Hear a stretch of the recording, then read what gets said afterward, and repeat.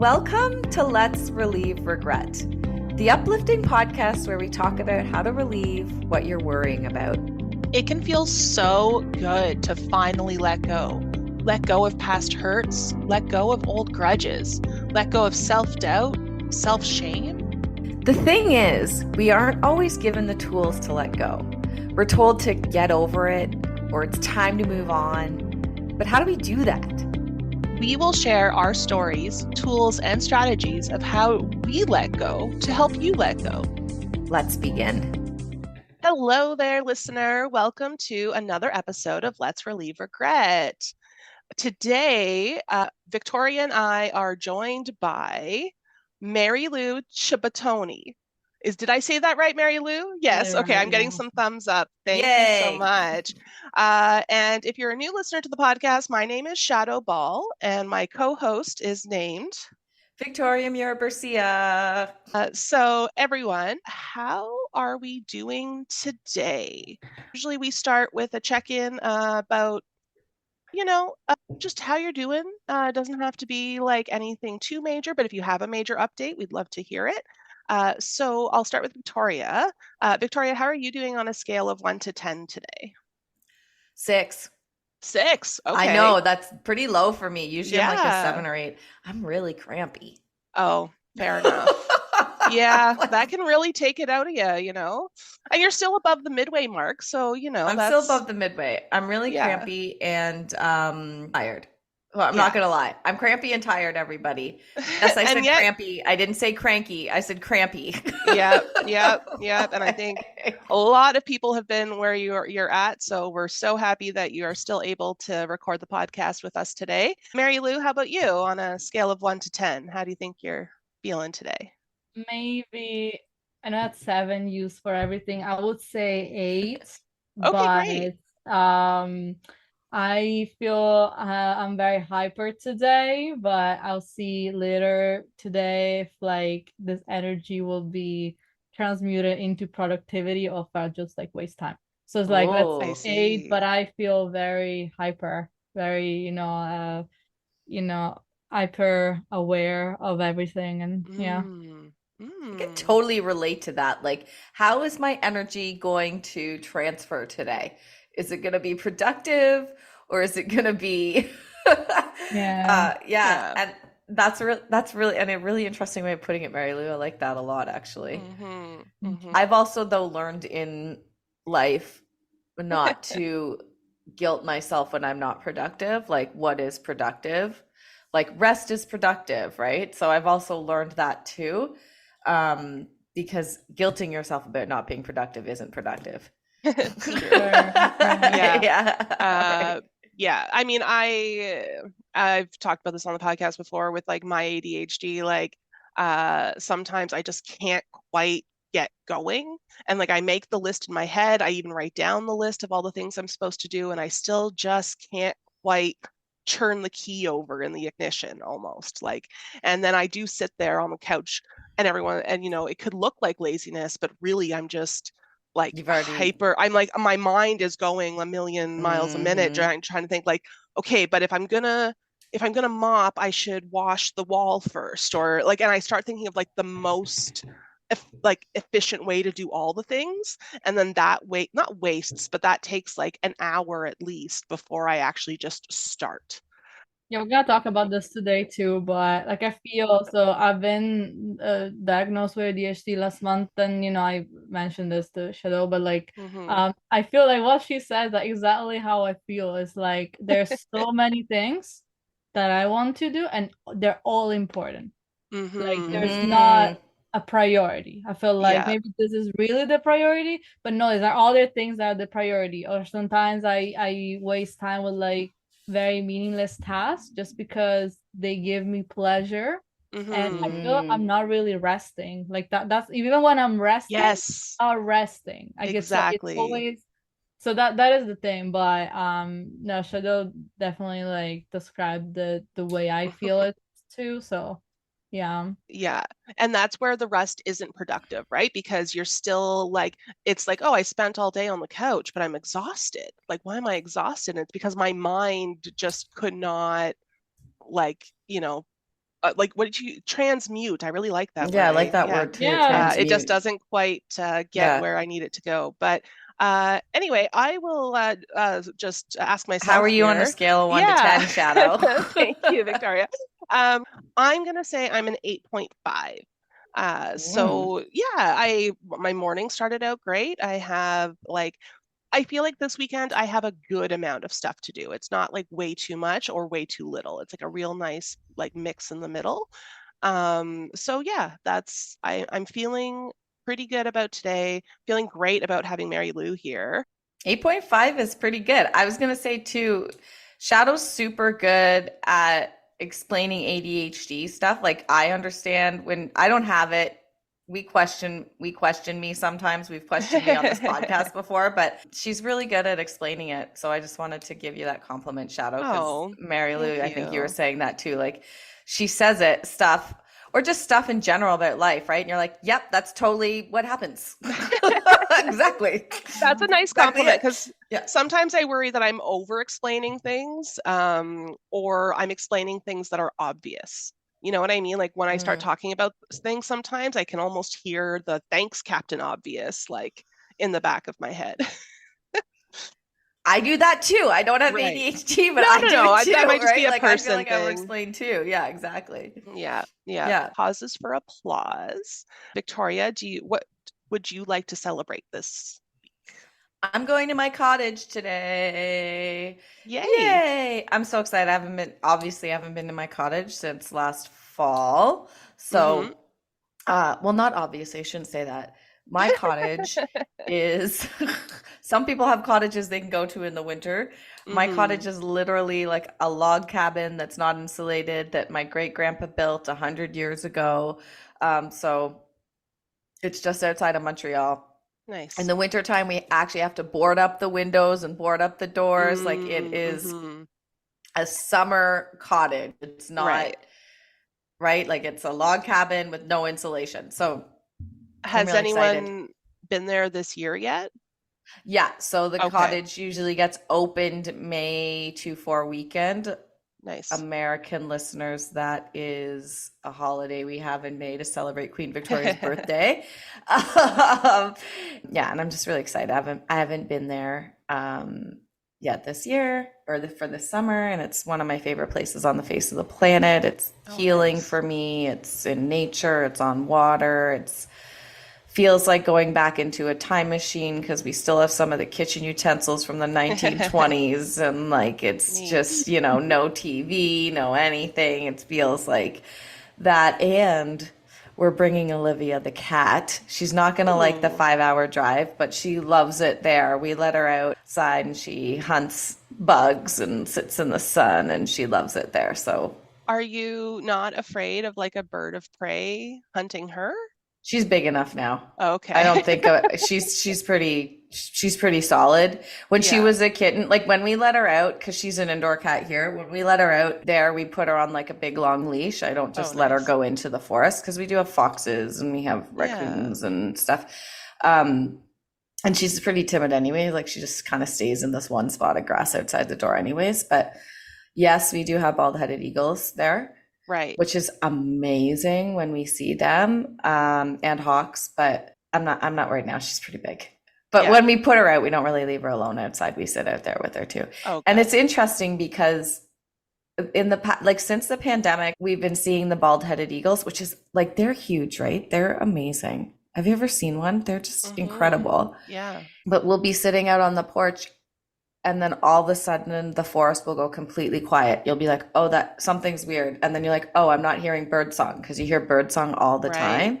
So we are now in tune to like what the natural signal is. And as soon as the forest goes quiet, we're like, okay, like a bird of prey is coming or something's coming, because the birds go quiet because they don't want the bird of prey to find them, right? So it's really weird in the middle of the day sometimes, or you saw that background noise, birds chirping, animals, whatever, the forest will just go completely quiet and you're like, oh, I know what's happening now. Like the bald-headed eagle is going to fly over or something, which is really cool. So we've tuned into those like natural alarms as well. So Yeah, so that's my cause for applause. Go into the love cottage, it. bring in Olivia the cat, everyone, and we'll let you know how it goes. Awesome. Mary Lou, over to you. Do you have a cause for applause to share with us? I registered my company yesterday. A company That's called Ginger huge. Brand House. Whoa! The Yay! company is called Ginger Brand House, and it's I started my business in January, but I've been operating under my name. I really had this name in my head, Ginger Brand House, for a digital marketing agency, and Cool. think I think because like I don't this is not a like a side gig for me. This is like what I want to do long term, and I want to take it seriously. I don't want to represent any other person but myself and any other business of my own, like with my own vision. And you know when you go on like LinkedIn and those so there are people that have like those hideous banners from their Yeah. companies that, oh my God, like Yeah. awful. And I Like also too do corporate, that. you don't want it to be too corporate. You want it to be you. Yeah, and I'm Yeah. like, I have my personal brand, and some people do have their personal brand, and they also work at a company.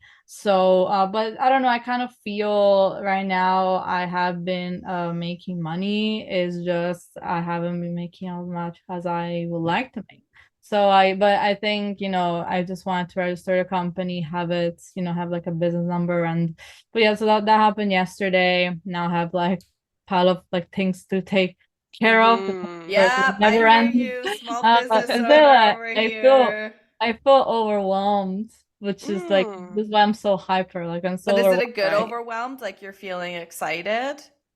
Excited, but like Yeah. also overwhelmed. And that's what before I said, usually sometimes like this is good in the sense I get super productive, and other days I just waste time, even though there are like super, super duper urgent that I need to do.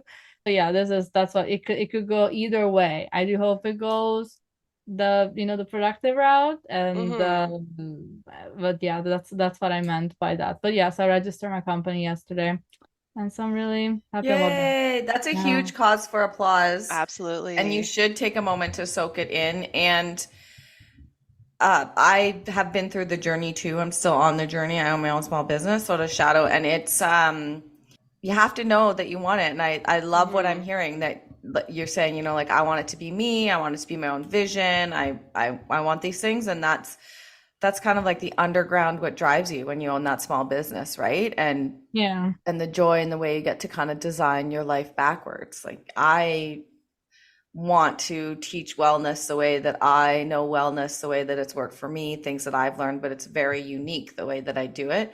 But I also own my own business so that, yeah, I can have fun colors and I can choose the colors and branding and that thing too. Also, though, so that I can design my life, right? So I go for a 2-hour walk every day. I'm going to go for my walk after this. And if I didn't work for myself, I would only get that 1 hour at lunchtime, right? And so I block a 2-hour lunch hour for myself every day to design my life the way that I want. So congratulations. Welcome to the trials and tribulations of owning your own business, but there's so much joy in it. And doing that cause for applause that we're doing right now is such a huge part of my day and Shadow's day, because you have to celebrate the small things, at least one thing every day to keep yourself motivated and going, right? Like here's my small thing today. Here's the cause for applause for today. Every time you kind of achieve something, especially when you're building the small business, for me, it's like, I did it. I did that. Right. You have to like celebrate it. I did it. Yeah. I made my Instagram account. I did it. Like, right? Like all the things, right? I registered for my HST number. I did it. Like all those things. So congratulations. It's true. Like it's definitely rewarding. And it's like, at least like I'm not being shouted by a boss at all. Yeah, exactly. I can never have a boss again. I prefer going after clients. I prefer like just doing the cold outreach thing and just getting myself into situations than not like be in that situation ever again. Because I completely understand. Shadow, what's your cause for applause? Oh, sorry. I wanted to actually just ask Marilu one more question. Where did the inspiration for the name come? Ginger Brand House. I love it. It's so cute. I thought about it so badly. So I thought because I'm also into branding, and long term I like to do branding. So like the name should reflect what you're gonna, what your company is about. Yes, you can have like, complete, but like I kind of thought, okay, I need to have specific inspirations, and I was guided by a friend of mine who actually has her own agency. And so I thought to myself, okay, what sounds like, okay, brand. And I was like, it's not gingerbread, it's ginger brand. And then house, it would be like the German house, so HAUS, to give it more of an international feel. And also, like I actually grew up with Lady Gaga, and so like there's a house of Gaga. And so all of that. So that's how I came up with the name. I was like, yeah, and like fruit, and I can have fruit icons. And so I was like, oh, smart. I'm kind of attached to it. So I do hope nobody I think it's great. trademarks this name, because I'm really actually proud of it. And it will be painful. And I didn't want to have my name. And so yeah, that's where it came from. But I absolutely love it. I think it's snappy. I think it's memorable, and it also describes what you're trying to do. So, and that's what you need. So, great stuff. So to answer your question, Victoria, my customer applause this week is I've been really getting into this YouTube channel called The Clutter Bug. And she's this Canadian woman, and she really breaks down the different types of like organizational styles that people have, and how like we're really told that there's like one way to organize your home, right? Like it's got to look nice. You got to be able to like have people in and out. You want to hide away all your belongings, but that's not sustainable for like half of us. But there is other ways to have your stuff out in the open without it looking gross. She has this little quiz. I had my husband take the quiz. We discovered that we're two totally different types of clutter bugs. So now we're, instead of just like cleaning up to be like, okay, we got to clean. Like we have to just clean. We have to this and this. We're actually trying to redesign our home to be more like friendly to the different clutter bug types we are. And I am finding already, like we've only implemented it in the last 2 months or so, but it's really starting to bear fruit. Like things are easy to find. Things are like, we're not spending 2 hours looking for that one little thing, because actually it does have a home now. So that's just been such a like breath of fresh air, and just there's just such an ease to our home now, where before a lot of times like I would really like kind of postpone cleaning until it got just really too bad, like until it got like so gross I couldn't handle it anymore. Where because we've installed these new systems in our house, like it doesn't feel as overwhelming. I can see a lot of progress in like a 15-minute spurt, you know? She also has like advice about like racing yourself. So we did this a couple nights ago. We had to order Uber Eats a couple nights ago. Instead of just like waiting for it, I said, okay, let's race the Uber Eats delivery. And we cleaned. And then like when the Uber Eats came, it was like our nice little like, and it was like, okay, as soon as it gets here, we're gonna stop. So there was a defined like, okay, whatever we get done in this little chunk of time, that's what we're gonna do. That's fun.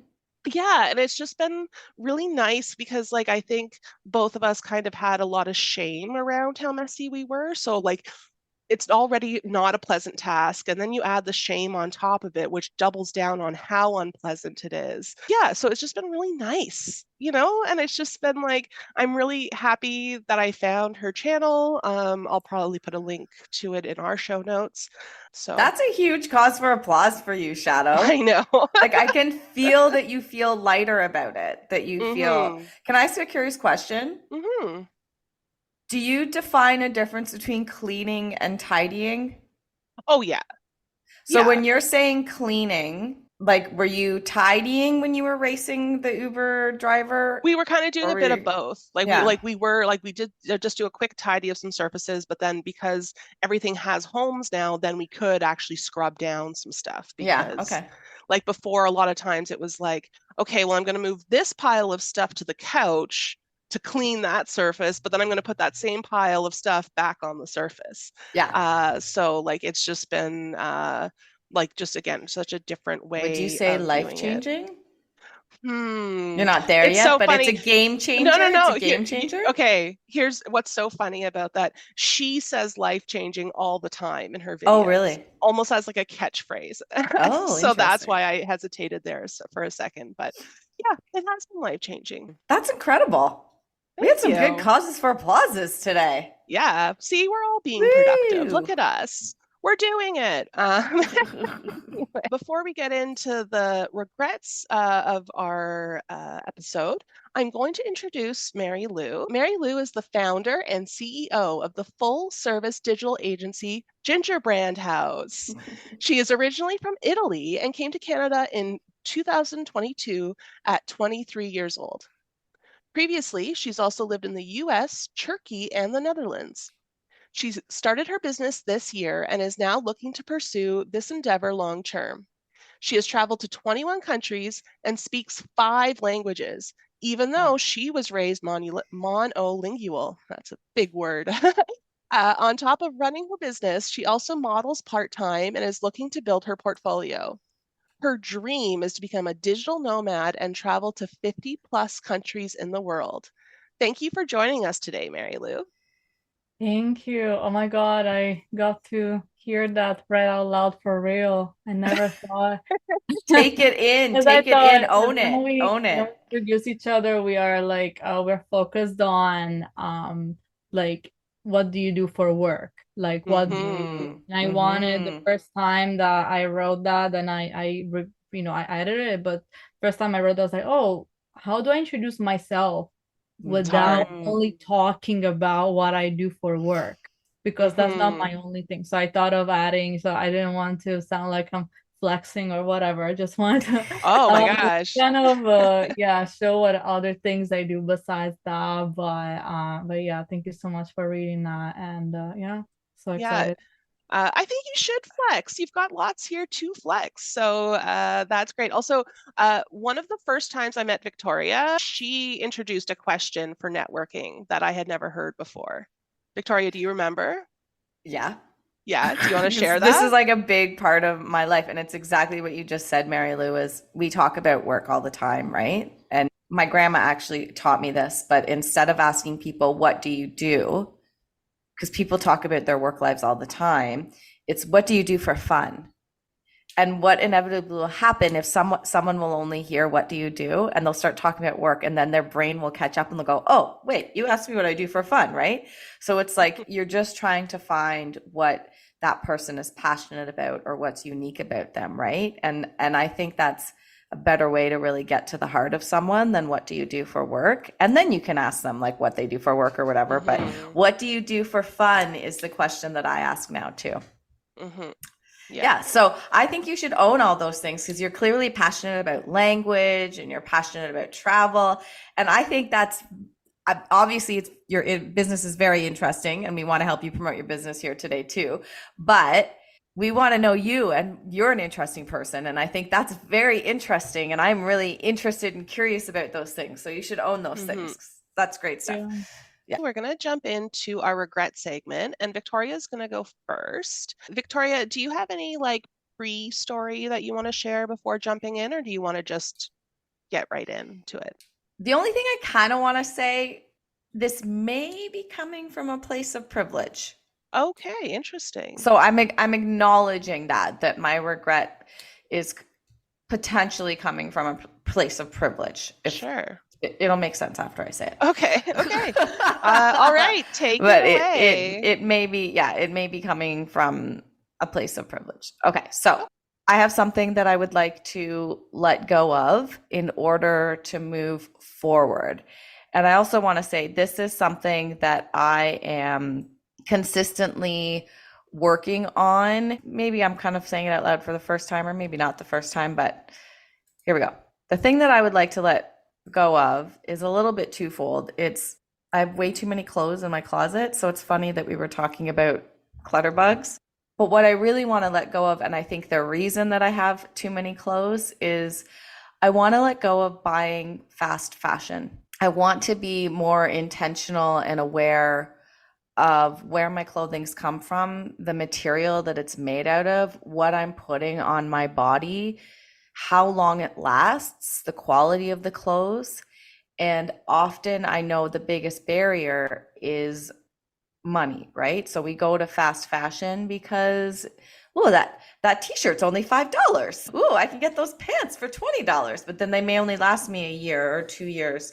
And I also have a lot of really, really good quality clothes in my closet that's not fast fashion, some nice linens that, I have invested in. And I want to shift my mindset around clothing to wearing what I have or only buying good quality things.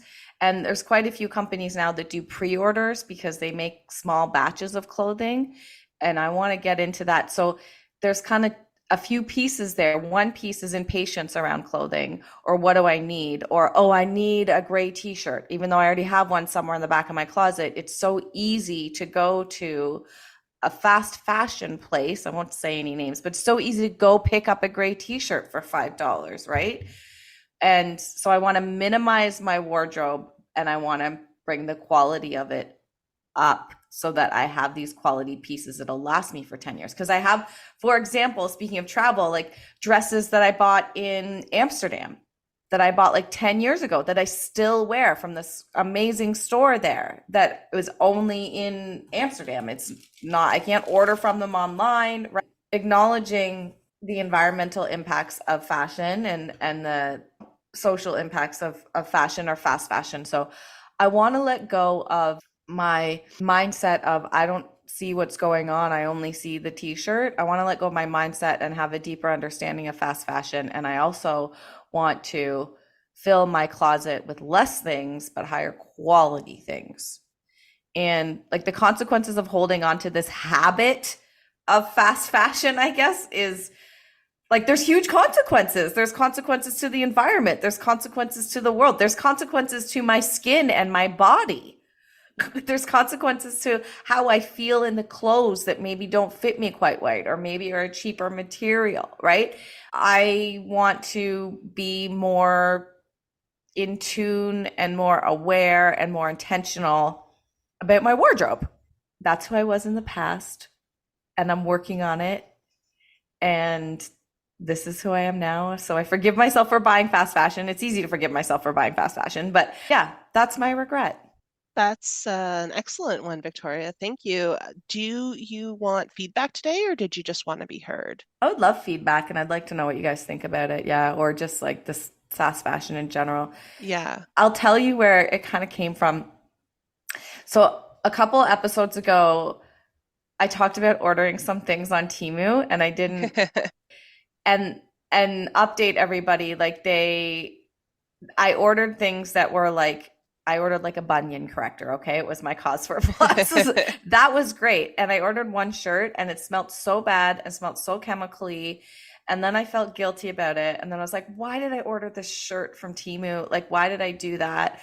Right. And so it kind of got me into this like thinking. I ended up throwing the shirt out anyways. I was like, you know why? Because it was like, add on the shirt for $3, right? But where does it come from? Who made it? What chemicals are on it? What's this material? What's all of those kinds of things that really got me thinking about how easy it was. And then ironically, there was a skit on Saturday Night Live. I can't remember. They combined Shein and Temu to call it like Shemu.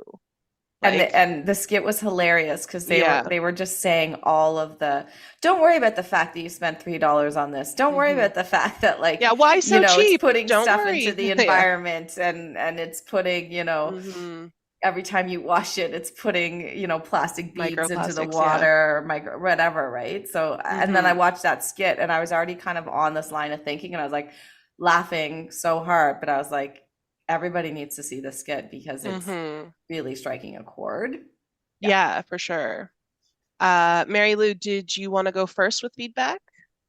So, I mean, I cannot really blame like fast fashion buyers because they are cheaper. Yeah. And not everyone can afford the high quality, stuff. So it's like I want to come from both ends because not everyone can afford. I cannot afford the high end. I barely buy clothes, and when I do, I don't go to.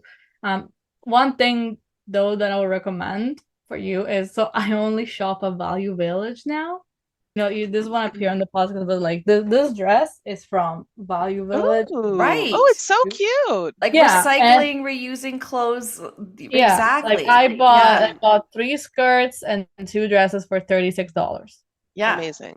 And they have, so I would recommend Value Village a lot, and the legit like thrift stores that don't sell the bougie, because they say, oh, this is vintage, and then it costs Well, some $50. thrift stores are just as Yeah, or expensive like as that is basically indie, but that's not thrift. Thrift is Right. super cheap. And so I would, and also it's insane how many people don't know of the existence of Facebook Marketplace as a legit store. So you can find probably maybe not like exactly what you want, but very close to what you want for your recycling it. So like you're not buying from the brands, you're buying from a person or from like that store.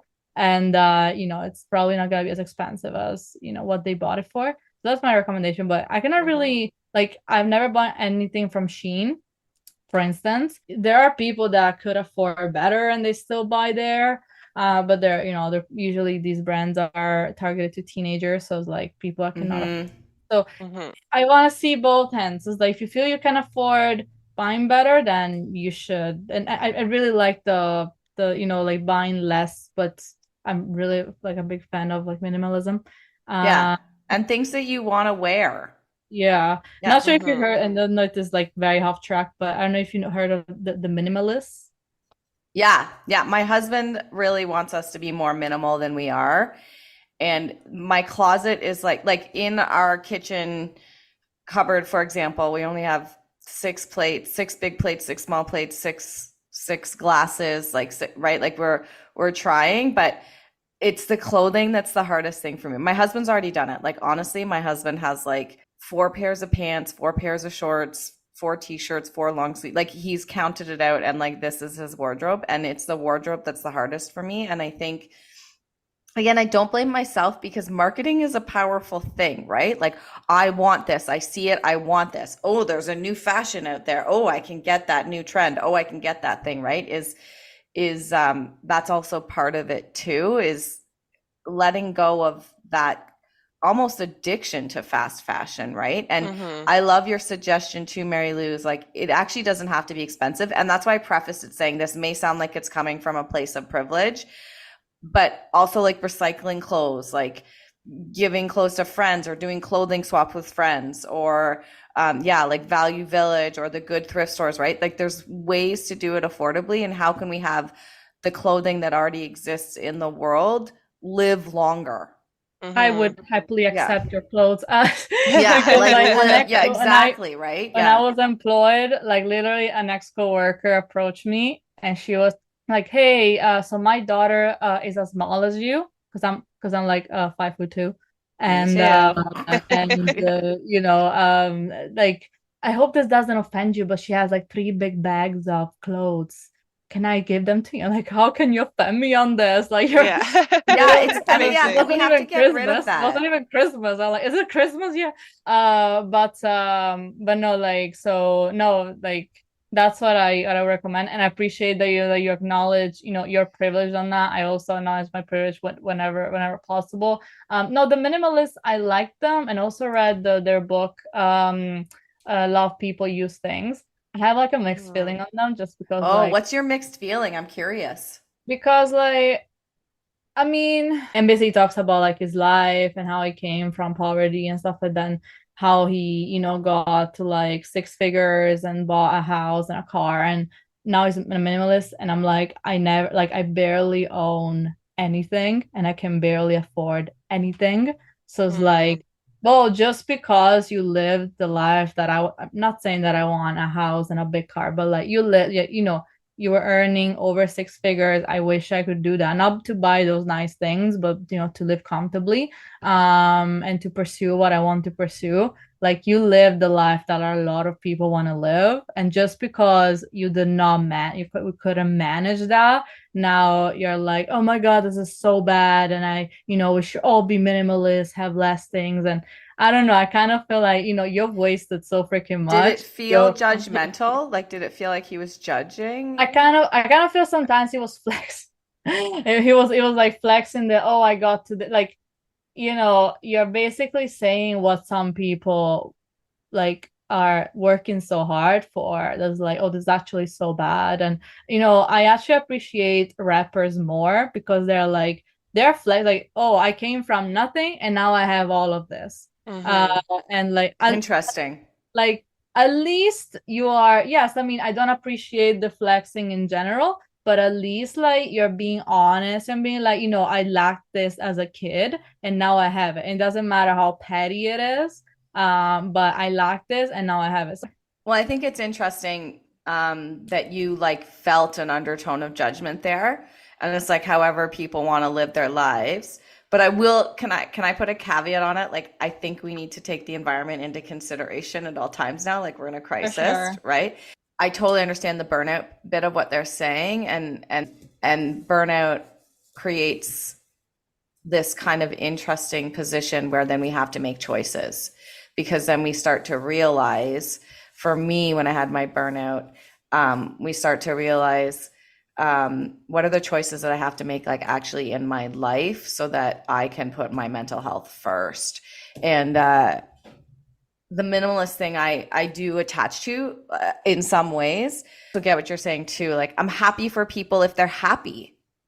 I'm happy for people if they're happy. I'm not going to judge people, right? We all have different childhoods and different stories and different ways we were brought up, and that defines kind of what our needs and wants are in adulthood.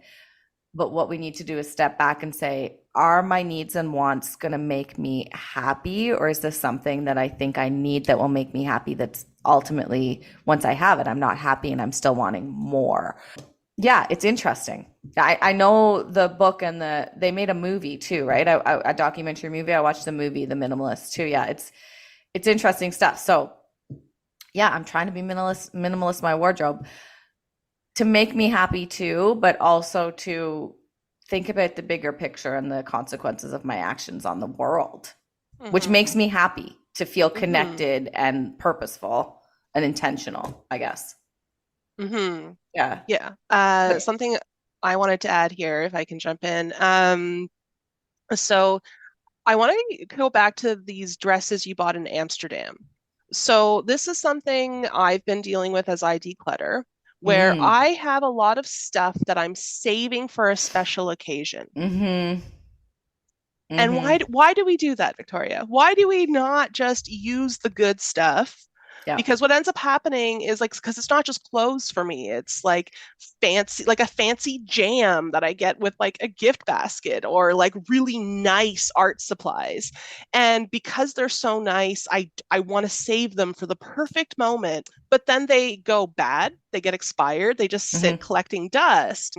So I think that is some childhood stuff too, because like you did have to save stuff for a special occasion. So can you think of like maybe something that's a non-special occasion that you might wear these dresses to? Yeah, I wear them. Oh, good. Yeah, and they're good. They're good quality dresses. But nice. I do have a bunch of stuff that I'm saving for, like, oh, maybe for a wedding again. Okay, I'm past that time in my life when people are getting married. Okay, like I mean, you can keep one or two, but yeah. But or like keep them as long as they fit me, because the other thing is then every time I get invited to an event or a wedding, I'm like, oh, I need a new dress. I don't need a new dress. I have lots of amazing dresses in my closet, right? And those are the things that are high quality pieces that I've purchased that maybe aren't fast fashion. But you're so right, Shadow. And I'm working on it. I'm a lot better on it than I was like a year ago or 2 years ago with what you're saying, like saving things for a special occasion. And I think this also came out of my burnout and my starting my own business, which is where you are right now, Marilu. Like, how do I design my life? How do I want it? And this is also where this cause for applause comes from a little bit at the beginning of our podcast, is I'm learning that there's so many everyday celebrations that can happen, and we can celebrate the ordinary, and that's good for our mental health. It's good for our emotional health. It's good for connectedness. It's good for our social health. And so, yeah, use the good dishes. Especially, I was the worst with food stuff, Shadow. Yeah, like I got a nice jam in a basket and I'm going to save this. And then we build all these things up, like to have these perfect moments, but to know that we have perfect moments every day. And so especially with food now, Like I love the holidays because you get so many fun little chocolates and little jams and little, right? I use them right away. Nice. Because it just the experience of using it is the special occasion. There doesn't have to be a special occasion to use it, if that makes sense. Like the experience of tasting this yummy jam that I got before it goes bad, or pickles or whatever, right? But that's a hard one to get over. Like and I'm still trying to get over it. I totally relate to what you're saying, Shadow. Like, and I'm totally doing that with clothes. Great. No, and the other thing I like about the idea of having your higher quality items is I'm really enjoying this trend I'm seeing where when you're mending clothes, like instead of just throwing away a shirt because it has a hole, like actually this shirt I'm wearing today, like there's a patch on the pocket because it's a Miss Piggy patch. It is a Miss Piggy patch. The pocket is no longer functional, but it wasn't functional before the patch because it had a big, huge hole in it. And I was really like wanting to just get rid of it because it was like, in the same idea of like a clutter bug, I should just get rid of it. It has a hole in it. I'm never going to wear it. But it's like my favorite long, comfy shirt. So I decided to mend it instead, which was definitely the way to go as opposed to just buying another long shirt that like might not fit the exact same way this one does. And that's what fast fashion does, right? You're like, oh, there's a tiny hole in it. I'm going to throw it out and get another one. And I think also like there was a huge push like before when you were mending clothes to try and hide it. But now I'm seeing a lot more, and I just really love this idea that you can visibly mend something. So if you have a couple of holes in your jeans, but like little ones, not like the purposeful, like big ripped holes, but if you have a great pair of jeans and they have just like a couple of little holes, I'm seeing people like embroider flowers on top of the 2 holes, but then also embroidering flowers like elsewhere in the jean so that it's just like a purposeful style to the jean. And I think that's really great. And then also, if you're listening and you're looking for ways to cut down on this kind of stuff, at least here in the city, I don't know about other cities or places, there's a lot of clothing swaps available. And the great thing about a clothing swap, at least to the ones I've gone to, is I always end up bringing more stuff than I take out. I always end up bringing like 30 items, and sometimes they're capped at like 10. They're like, well, you brought 30, but you can only take 10. And I'm like, that's fine. Like because at the end of the day, usually the swap organizer will donate the rest of the clothes. But it's another way to get like life out of some of your clothing. Yeah. So I think there's kind of 2 discussions here that I've kind of opened up is like the life of your clothes and how we kind of flippantly get rid of stuff without thinking about repairing it or donating it, or how we think we need to buy it new from fast fashion when, again, Marilu, I love your point, thrifting, right? Going to Value Village, going to those places, going to clothing swaps, Facebook Marketplace, right? How can we get the longest life out of our clothes? And how can we not always be going to the fast fashion place? And then I don't know, I guess there's a third piece is like, do I save up and buy something really nice that's going to last me? And I'm going to love wearing it. I'm going to love wearing my dress. But then I have to be like, Shadow, I can't be like, oh, I'm saving this for something because I saved up and bought this really nice sweater. I have to actually wear it, right? And not be like, I'm saving it for a special occasion. Wear it. Wear the thing. Yeah. And I guess maybe the fourth piece for me too is like natural fibers on my body. Totally. I want to get more like cottons and linens and things that are like better on my skin, better on my body, better for my health, that feel better. I love flowy things that feel good and flowy, like it just, when you're walking in something you really like. I'm a short person. I don't know if you have this, Marilu. I love wearing long things. Like I love a long cardigan, right? Because you're walking, it feels like a cape, and because we're a short person, it's like even longer. So it's like really cool. You know what I mean? Like I love long stuff and like stuff that like flows with me as I walk and stuff and things like that. That might be a short person thing. I don't know, but oh no, I think everyone likes that. It's just people like myself who I'm almost 6 foot, like to find a long garment is actually very difficult. Yeah. It's not for us, right, Marilu? Marilu's nodding her head. She's like, yeah, long stuff. She smiled when I said long stuff. Like, yeah. Yeah. I tend to prefer, I guess, like short like stuff, like short dresses, that type of thing. So I don't think but sometimes I see a longer dress and I'm like, oh, this is gonna look good on me, but I'm like, oh my god, I she looks so short in it. Yeah. It's hard finding the right length. That's why I go for cardigans.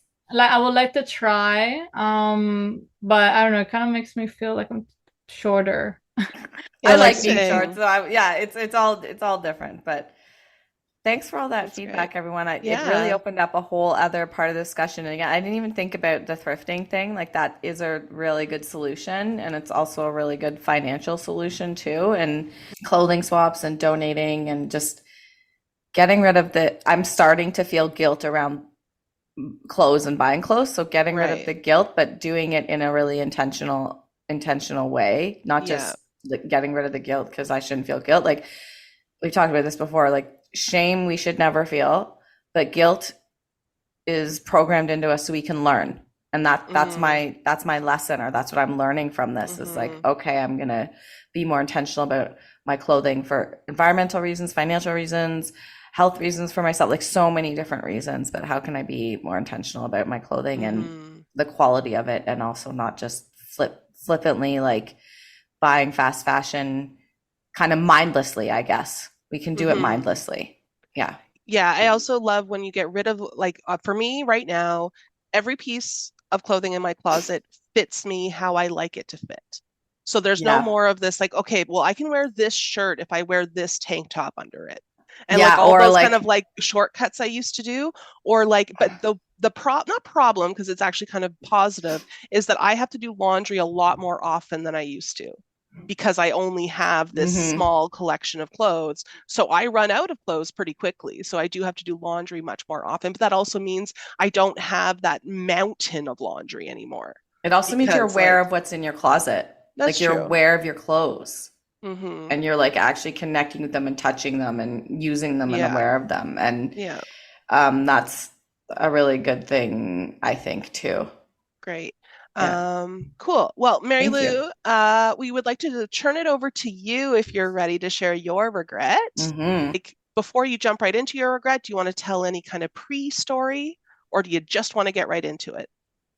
I think that my regret, like if I have to say my regret in one sentence, is gonna be very general, and then so I just want to preface. So I emigrated 3 years ago at 22. So I was born and raised in Italy, and not just born and raised, but I lived there 22 years. So that's kind of like I will be talking about that culture a lot, and maybe people often confuse Italian culture with Italian American or Italian Canadian. That is nothing, like Italy is nothing like that. I just want to, like, most immigrants in North America are from the South, and I'm not from the South. So there are a lot of things that do not represent me, or some people will have, judgment or stereotypes about it. That's one of my biggest, like, challenges. An immigrant is not the same as the child of an immigrant. And like a culture of a country is different from that country's culture mixed with another culture. So no, but I want to just state my regret, and the regret that I would like to let go of is that I wish that I started things earlier, and the follow-up questions would be which things. Right. I feel that and even now I feel that I'm constantly like wasting time. And I feel that I wasted a lot of time as younger, as a younger person. The interesting thing is that, as you said before, like, oh, like you're so impressed, and you're so impressing, and you've done so much. And sometimes I feel like, oh my God, like I could have done even more. Like there's always this thing, oh, I could have done even more. And even now, like I feel that too. So I guess that some things like I connect with this regret is like I wish my parents pushed me to do certain things, like start working, to have like a stronger like work ethics, I guess. Like I've never done labor, like serving tables, like working as a waitress. My sister, who's 6 years younger than me, just saying hi to her, she's actually working. And my parents, every time that I tried to tell I would like to work, they're like, where are you going? You don't have experience. Just like they didn't think, oh, she'll get experience doing this. No, it was always like, you're ridiculous. You're never gonna, this is not, they didn't, okay, I don't remember how they phrased it, but it was always like, and they phrased it in Italian, so I cannot say the exact same words, but it took me a long time to kind of feel, oh, I can, to kind of tell myself I'm actually good enough to get paid for something, instead of being, I'm not good for anything, I need a master's. My father's been begging me to get in a master's for like 2 years now. And because he thought, after my degree, which I finished 3 years ago, he thought, okay, she's gonna take like a year off. It's not a year off. A master's was never something that I wanted to pursue, and he's still like, you should pursue, because if you don't do it now, you're not gonna want to study later on. It's always like, I think my parents always like put this thing inside of me that's like, it's late. Like if you don't do it now, even in a couple of years it's gonna be too late, but only for the things that they wanted me to do, like pursue a master, study.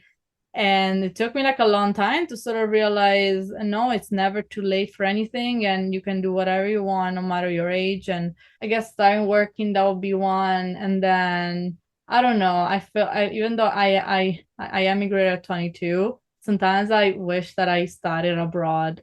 Like I did because I studied in English. It was a private university, but it was in Italy, and it was 3 years. Sometimes I really wish, oh my God, I really hope that I did like a bachelor's abroad, that I emigrated at like 19, because in Italy we finish high school at 19, because 5 years, not 4.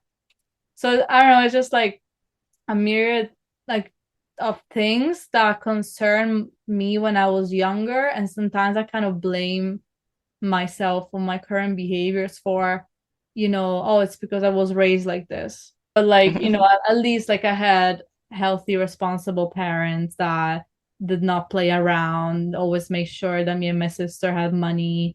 But other times I'm like, yeah, they're so educated, and still they did not push me as other parents push their children. Like, when I went to university, if you have questions, feel free to interrupt me. I'm just like free talking. No, keep talking. Like, yeah. When I went to university, it was a private university in Rome. And I'm actually from a small town. It's like 3 hours from Rome. So I'm not close to my town's not close to any city. It's actually in the countryside. It was like a private university, and I was surrounded by these people who had lived in 3 continents by age 20, and like spoke. It's so funny because like they lived in multiple countries, but they didn't learn the language, which is why I always like specify that I speak 5 languages, but I was raised monolinguals, and like my parents don't speak any other language but Italian. They're learning English now. They're like, oh, if we have to visit her, we better like understand something. Italian only spoken in Italy, so you want to get out of Italy, you need to learn a foreign language. Some people learn French, Spanish, or even Dutch. I was in the Netherlands. There are a lot of Italians there that learned the language. But yeah, so I went to this private university, and I was all of a sudden I was surrounded with these people who were just young, but just extremely well traveled. Their parents were managers, like they were. My parents are doctors, which again, very well educated, and but they're really tied to my hometown because they have to be there. They have to be there for their relatives, and their patients, and they really like nature. They really like calm. Like I've always just had this lust for being in the city, and like if I were not living in Toronto, I would probably have not come to Canada, because I'm not gonna leave Europe. I could live anywhere I want to come to Canada and live in a town in like Northern Ontario. Like it was always, it has to be a big city. If it's not Toronto, it has to be Montreal. If it's not Montreal, it might be Vancouver. But I was like, I'm not gonna go to that. I was sure about. And at university, I was just I just felt like a fish out of the water, as we also say in Italian. I also always felt, God, I'm so behind. Like all these people, like international, and I was like, I want to be like these people, but I'm not like these people. And then from there on, I think it's just been like upwards. And now I feel like, no, I actually deserve to be in this environment. I feel like now I see people that kind of want to be where I am, and I'm like, wow, I just came so far. If you think I come from a town of 4,500 people, and nobody speaks any other language but but Italian, a lot of people speak the dialect. They don't even speak proper Italian. Yes, I could have gone much farther, but I still came really far, even though I know in my head it's always like, yeah, but I could have done this and I could have done that and I could have, and I all this stuff, I could have made other experiences earlier. And is it too late? I don't know. It's always this thing that never like leaves the back of my brain, Yeah. Do you want feedback about this, or did you just kind of want to share yes, this today? Of course. I'll love to. If you have like questions, feel free to challenge me. I have been in therapy. That's great. Yeah, great. Therapy's great. So feel free, for sure. Yeah. Victoria, why don't you go first? I think I saw you writing a few things down. Well, I want to ask one question and then give my feedback is, what are the consequences of holding on to this idea for you? Like, are you weighing yourself down by holding on to this idea that you haven't done enough? But so the consequences now. Yeah. Like sometimes I think it's just like I think there are no like consequences. I think it's just like a fear that's like, oh my God, I'm gonna keep wasting time. And then something's gonna be too late. And then because a lot of people like tell me, oh, like you're so young, but like so most of the people I engage with are older than me. So it's like my friends are older than me. Usually people I date are older than me. So it's like I'm surrounded by people who are at least 30, and my best friend's 40, and I'm friends with people that are over 40. So it's like. So you're wise beyond your years. You're like attracted to people that I am too. You're attracted to people that are older. When I was your age, actually, now I'm attracted to people that are younger than me. So I don't know. I mean, in terms of friendships, I have my friends that are older than me, and then I have shadows younger than me. But like when I was your age, I was definitely like that wise beyond your years, and you're looking for like those stimulating conversations and those deeper relationships. Yeah, you can get those out of people that are older or slightly older like, sometimes. Also, the fact that they kind of tell me, oh, like when you turn, also like they're not me. So like the way they live their life, it's not the way I chose to live my life. But like some of them are kind of pessimistic, and they're like, oh, after this age, you cannot do anything, and once you hit this age. Or like, even on like a physical perspective, because I'm, like healthy, full of energy. I think I'm full of energy because I have ADHD. So like, not even people my age, guys, sometimes can keep up. And some people are like, girl, I cannot keep up with you. And of course you can't. But I'm really aware of the privilege that comes with being young. And that's something that will be taken away from you at some point. And I always have this in the back of my mind, not as, of course, everyone will, I will get older, and I kind of feel I have to do it now because I am young and I know what happens to your body. So not like, oh, you cannot do this, but I know what happens to your body after a certain age.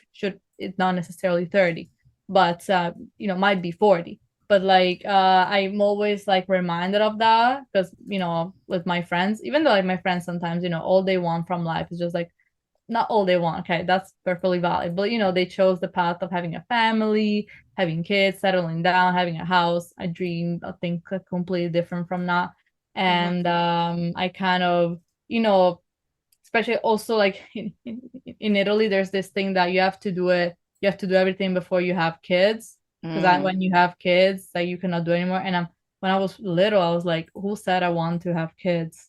Who said I want, like, even when I was little, I didn't want kids. Right now, I don't, like, I feel that I could dedicate my life to nurturing other things and like other people that are not my offsprings, but no, even when I was little, there was always this thing of when you have kids and when you do this and I'm like, I never said I want kids.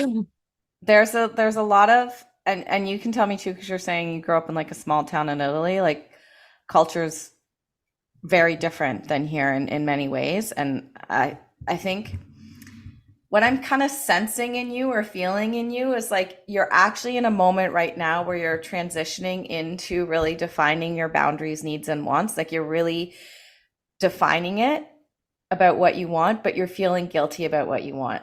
You're almost at this point where you're breaking free, but yeah, like this idea of, oh, I haven't done enough. It sounds like some of it comes from like your parents and how you were raised and that you should, right? And so you have this kind of programming in your brain around these timelines you need to have in your life and these ideas of what is productive and what's meaningful, when really, and like, this is exciting for me to see, and I hope you follow up with us, because I really do think you're at this interesting transitional coming into your own place right now. And part of that is figuring out and letting go and really listening to yourself. Is this something I want for me, or something that I've been told that I should want for me, or that society tells me I should want for me? And what are the actual expectations? And the other piece of that is we have like programming, and I have it too from very successful parents as well, this idea. And I personally think the way the workforce was for them is very different than how the world works now, right? We have internet, social media, there's so many ways to be successful. And yes, university is part of it, and getting a master's can be part of it, but it can also not be part of it, right? Like we're living in a different world, and there's different expectations. And so, or questions or kind of lessons from that is like, it is never too late. But they grew up in that generation where they had parents that went to World War II, right? So for them, they were raised with this idea that it is too late. You have to get this stuff done, right? But for us, we're like a generation removed from that. And we're living now when people actually live longer lives. People live to be 100 years old or 90 years old. They don't die in their 70s anymore. We have like science, technology, all these things to help us be healthier, and we have a better understanding of how to eat healthier and treat our bodies and all these sorts of things. So like the world is a different place. So understanding where your parents are coming from, but understanding that you don't have to have that pressure on you, and you don't have to have the same expectations that they do. So again, I think you're like figuring it out right now. You're in this transitional place of like, okay, I feel like I should feel guilty for not doing enough.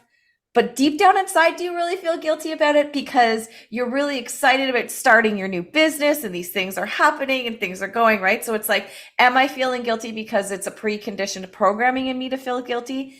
And to start asking yourself to your question, because what I'm hearing you say is that you're ready to live life. Is that you're ready to kind of put your stamp on the world, and you're ready to do things, right? With Ginger Brand House and with you, and there's a lot of really amazing confidence there. For you to move forward, you have to let go of the idea of always looking forward.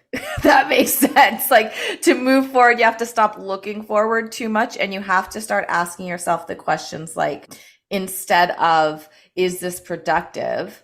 I would say living life is productive, however you want to live it. And I would also ask yourself, what's going to make me feel satisfied and fulfilled?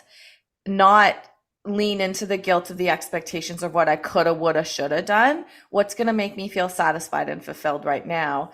And also kind of do a little mindset shift in terms of like, rest is productive. Living my life is productive. Building my business is productive. Going out with friends is productive. It's all productive because having a human experience is productive. And it's really interesting. The mini-sode that we released last week, if you haven't listened to it, you should go listen to it, Marilu. I talked about this idea of purpose, and we really pressure ourselves around the idea of purpose and what my purpose should be. And then also like setting a really big goal. Like, I'm going to get married, have kids, buy a house, all those things, right? Or like whatever it is, or I'm going to get my PhD, right? We really pressure ourselves around these ideas of what purpose is.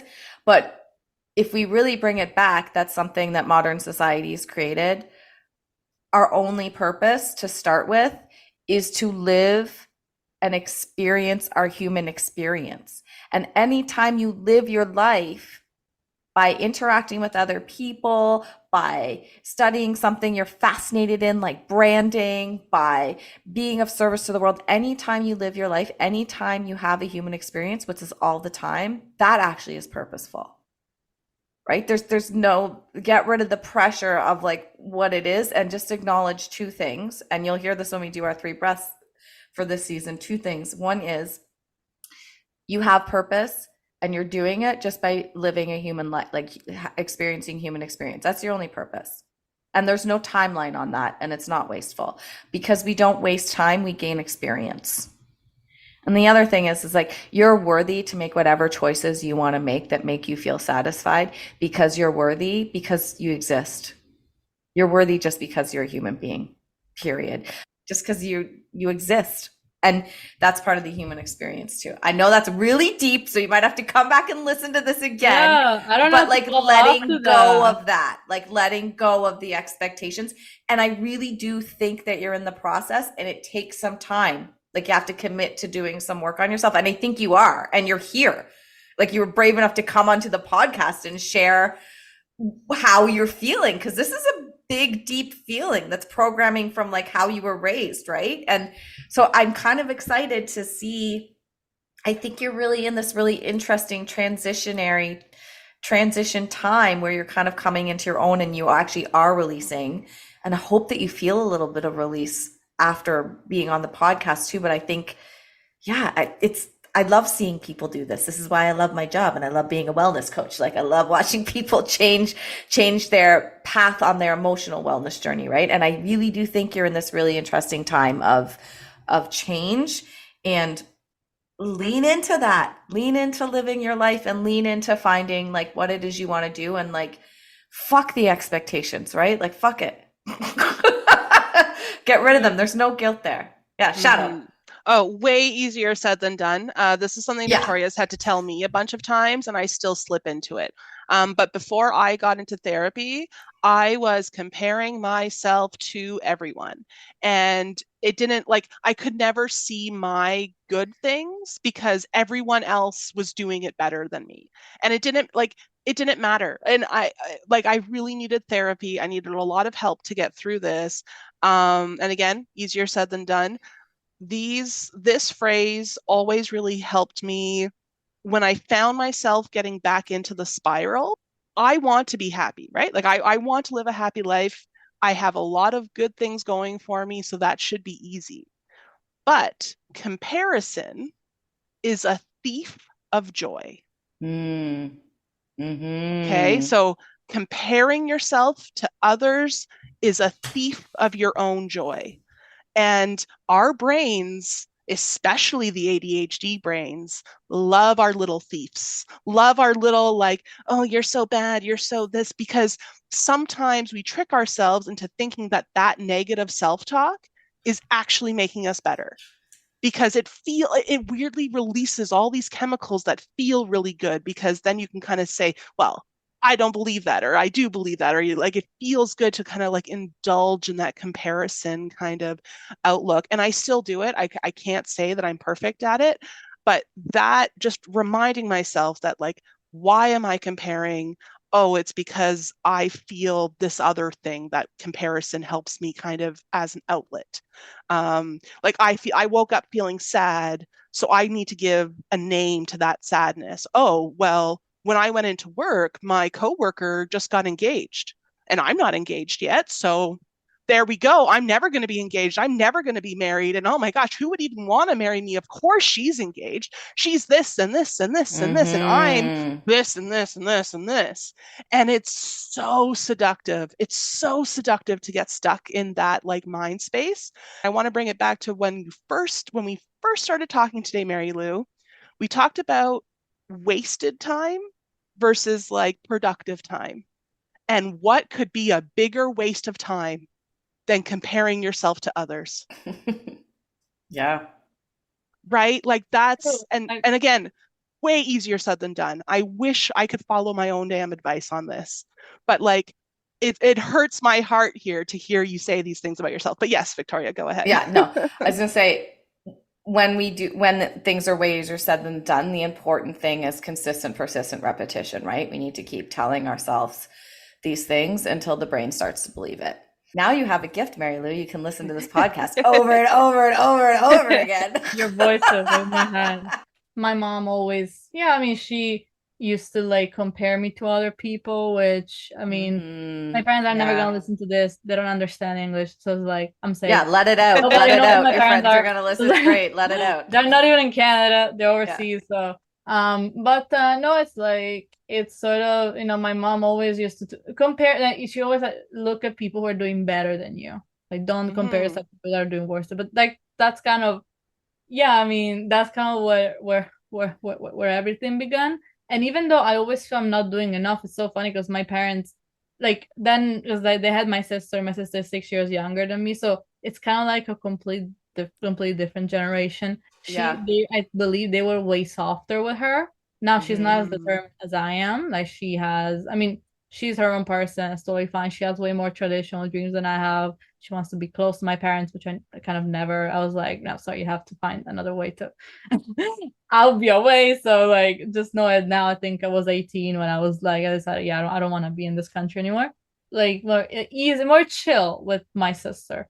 And right now, I think they like kind of softened to me because like they haven't seen me in a long time, and I think that they sort of now they regret. I don't know if they regret this, but my mom, I think she secretly regrets it, but she would never say it out loud. But like I feel now they're feeling the lack of me. And they always gave me for granted, and oh, she's there, and like, oh, she's not gonna move abroad, not gonna do it. And then, you know, as I was growing up, it was always like since I was little, I had this like kind of like wanderlust, but of course I couldn't travel by myself. And then, but no, like now I think my parents and my father, when I came to Canada, like it was pretty tough because I was sponsored by my former employer, but like I had to find my sponsor, and that was a very like exhausting process. And my father saw all of that, and he was like, of course you're exhausted, like you've been through so much. And I was like, you know, you should slow down. Even now he tells me, oh, you should not be doing more, you should be doing less. I was like, well, growing up, weren't you telling me the exact opposite? I think that if I were just pursuing a master's, they'd be like, no, you have to study 20 hours a day, you cannot. But of course I'm not pursuing a master, so that doesn't apply. But I kind of feel that like right now they are telling me the opposite, and I'm not doing it because I'm kind of like, no, because you raised me like that, and I'm gonna be exactly how you raised me. So be open to change, right? Like we all evolve, like especially when we look at our parents. Sometimes I'm not the same person I was last week, 5 months ago, 5 years ago, right? But when we look at our parents, we see them as these stagnant human beings. We don't see that they evolve too, and that they're allowed to change their minds about things too. And so we kind of get stuck in that programming from like almost our teenage years, right? Like we all revert back to that. But it seems like your dad's almost giving you a little bit of a sign to go ahead and do what you want to do, right? A little bit. So being open to acknowledging change happens. You can evolve, they can evolve, we can all evolve in our human experience. And again, I actually think you right now, like your brain is processing and you are processing. I think you're in this like state of evolution right now, and you're just kind of holding on to the hooks of what you thought your life would be like or what the expectations are. And I feel like once you let go of those hooks and just let yourself live and know that you're productive all the time, you are going to fly, my friend. You are going to soar. And just letting go of those like expectations you thought you had, and to know that like whatever you do, like you said, I was raised to be determined, I was raised to do these things. Whatever you do, you're gonna be successful because you have that in you. And you've already kind of said it, you're like questioning the idea of kids. That's fine too, right? Like you get to decide, you get to choose. And again, I'm so excited for you because I really do think you're in this like space of like figuring it out. And you know, I would also say like it's never too late. You can put things on the back burner and come back to them. Like you can say, okay, I'm going to take the next 2 years to build my business, and then I'm going to travel again, and know that you will, right? Or if you do want to go back to school later, you can, if you really want to. But the question you need to ask yourself is like, what do I want? Is it really what I truly want? Or is it because I'm afraid of judgment and appearance? Right? And so letting go of that fear of judgment and appearance and doing what you really want. But I really do think that you're your subconscious brain, and you're figuring it out right now. Like you're in this kind of, I'd love to do a follow-up with you in like a year actually to see, because I do think like some really interesting things are happening for you. And I think the key is just letting go of the guilt and the expectations and learning to live and do what you want. Like, what do you do for fun? And also accepting that like our parents aren't perfect and they might not have given us the advice that worked for us, and we can find the advice that does work for us, and we can still love them but acknowledge that they're flawed too. For sure. I think it's just like the petty part of me that's like, no, I want to be petty about this. I want to be really. Oh yeah. And sometimes it's like easier to do that, right? And everything that you're saying, like I try to say that to myself every day, like, hey, you don't need to like compare yourself to everybody. That's very childish. Like I want to be petty. Like it feels so good though, doesn't it, to be petty? But then really afterwards you're like, oh, I shouldn't have done that, right? Like guilt is our biggest teacher, right? When we feel guilt and regret, it's one of our biggest teachers. I think this is really interesting too, because we've kind of taken your regret of like not doing enough and we've totally turned it around on you. And it's almost like now you have a different regret to let go of, which is like the comparison and letting go of that regret, but also to just be able to live your life smoothly and acknowledging what it is. So I think this is such a great conversation. Shout out to you. Oh yeah, me too. Marilu, so I just want to give you the last word before we go into our 3 breaths to close out the episode. Give a shout out to yourself. Tell the people how they can get in touch with you, and if you have any last words about what this experience was like for you. Absolutely. First of all, I want to thank you, Victoria and Shadow. Thank you so much for doing this. It's been a lot of fun. I was featured on a podcast before by he is a guy who also has a digital marketing agency, and it was a 20-minute conversation. It was really cool. I do love talking, as you see. So I'd like to thank you for like doing this. I want to give a shout out to my besides my business, to my Instagram accounts. I am chronically online, and I'm chronically so which just makes me a really good marketing person. So I do have my, if anyone wants to even connect with me through my personal, which is actually called completely different, The Killing Mind. That's where I share kind of more of my life, and it's more informal. So if anyone would like to connect with me, please do so there. My full name, which kind of nobody will be able to like write down. We'll put it in the notes. Marilù Ciabattoni. Like that's my professional account, and then there's Ginger Brand House. That's the German Ginger Brand, not bread house. Those are the tags. Please follow me there. I do keep them very updated, and I currently improving my graphic design skills. So I try to engage my audience, and just to kind of ask, what people like me, to do. People like to see more. So please follow me there, and feel free to connect with me if my story resonated with you, and you just want to sort of connect on a deeper level and just as people. And that's right, Marilu. Connect on a deeper level with people, have a human experience, right? And as somebody that kind of actually have it, I won't show it because like it won't show, but like I have this postcard that says you'd be surprised who's watching your journey and being inspired by it. And sometimes I get reached out by people that are younger than me, and they're like, oh wow, you're 25, you have your business. Maybe they're like 21 or 22, it's like not 10 years younger. But I'm always like, you never know. This might sound like an Instagram caption, but maybe you're going through this journey so that somebody else will see it, and this will be the playbook of how they will survive it, and that's why you're surviving it. So it's like I really believe in that. So if there's anyone either young or older that resonated with my story, would like to just chat, please reach out to The Killing Mind, Ginger Brand House. Either is fine. Okay, great. Thank you so much. I'm loving every set of breaths you come up with, Victoria, are so great. So over to you.